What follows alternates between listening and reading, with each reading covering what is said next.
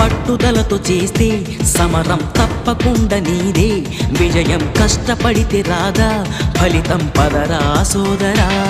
నీ ధైర్యం తోడై ఉండగా ఏ సాయం కోసం చూడక, నీ ధ్యేయం చూపే మార్గంలో పోరా సూటిగా.